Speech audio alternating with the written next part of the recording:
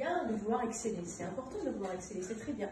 Le tout, c'est d'accepter par moment, comme je vous l'ai dit, que vous avez le droit d'être à 90% de votre perfection. Donc, ça veut dire lâcher prise. Et lâcher prise, c'est vous dire, je ne suis pas un robot, je suis un être humain, j'ai un cœur, j'ai un corps, j'ai un mental, il faut que je décide, vous voyez, moi aussi je modifie à chaque fois le il faut.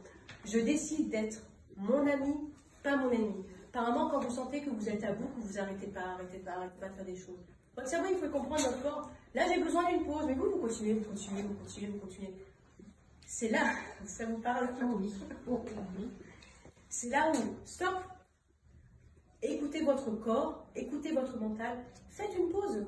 Vous avez le droit de faire une pause. Parce que dites-vous que si vous vous acharnez à continuer à travailler alors que vous avez besoin d'une pause, vous n'allez pas être efficient. Et du coup, vous allez être encore moins content de vous et moins content de vous. Donc autant faire une pause, et là je dis souvent, quand vous faites une pause, posez-vous la question, qu'est-ce que j'ai besoin maintenant pour me faire du bien? Ça peut être prendre un thé, prendre un café, souvent déconseillé, mais peu importe. Allez vous balader, danser pendant 5 minutes sur une musique qui vous fait vibrer en ce moment, ou danser n'importe comment, vous vous éclatez. Après, vous allez du coup stimuler les hormones du bien-être, vous sentir mieux, et là vous pouvez de nouveau travailler. Montrer vos compétences intellectuelles, vous lâchez les conséquences, vous lâchez potentiellement l'ami qui va vous dire, qui va peut-être être jaloux de vous, l'ami peut-être qui va moins vous aimer. Ça, ce sont des peurs que vous avez, mais dans les faits, ça ne se passe pas automatiquement comme ça, heureusement. Et de lâcher ces peurs, de s'affirmer, d'avoir plus confiance en soi, ça permet d'être plus résilient, de se dire, comme tout à l'heure je vous disais, cet ami ici, je ne reste pas dans sa vie, s'il ne m'accepte pas comme je suis, dans mon identité, j'en aurai un autre qui m'acceptera totalement. Parce que c'est important d'avoir dans votre environnement, dans toutes sphères confondues, des gens qui vous aiment pour qui vous êtes, dans votre identité personnelle, professionnelle. Parce que sinon, ils passent leur chemin. Moi, vous voyez, par exemple, j'ai toujours mélangé les torchons et les serviettes. Ma mère, elle me disait sans arrêt, ben, je suis comme ça. Je mélange les torchons et les serviettes. Est-ce que ça m'a empêché de reprendre mes études? Non. Est-ce que ça m'a empêché d'être psychologue? Non. Est-ce que ça m'a empêché d'écrire 5 livres, le dernier en lien avec ma zèbre attitude? Non. Est-ce que ça m'a empêché d'avoir en tout, parce qu'il n'y a pas longtemps, j'ai compté le nombre de diplômes que j'avais, toutes formations confondues, j'en ai 20. Non. Donc finalement, de mélanger les torchons et les serviettes, d'inventer, de modifier la langue française, ça ne m'a pas empêché de réussir dans ma vie.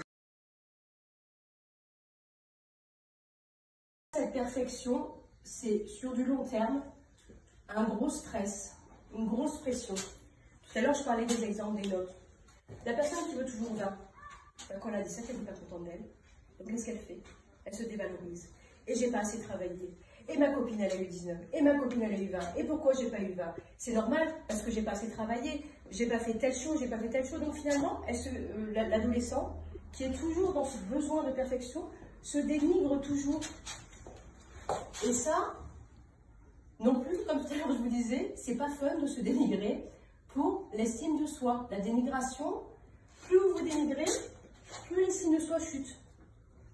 C'est pour ça que, tout à l'heure je vous parlais des parents. Les parents, ils font comme ils peuvent. La perfection, je dis souvent, elle n'existe pas.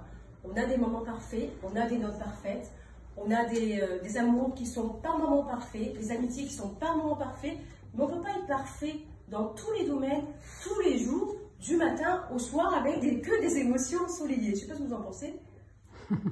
Alors, peut-être que je me trompe, peut-être que vous avez rencontré quelqu'un qui est parfait dans tous les domaines. Vous me dites, ah, n'hésitez pas. Moi, je n'ai pas rencontré. Hein. J'ai eu ça dès 50 ans, je n'ai pas rencontré. Mais bon, peut-être qu'un jour... Et ça, c'est important de lâcher cette dénigration. Et pour la lâcher, il faut petit à petit lâcher prise sur la perfection.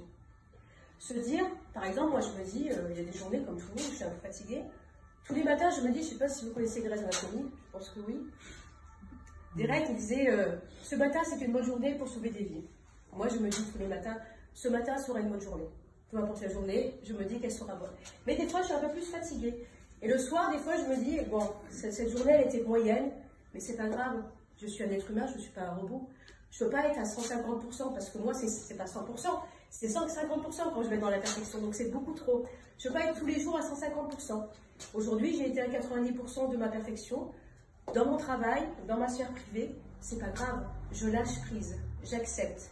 Et c'est pas évident de se lâcher prise. Quand on est toujours dans le souci de perfection, d'autant plus que si on se compare sans arrêt, c'est encore plus difficile. Vous voyez, c'est vraiment, tout est imbriqué.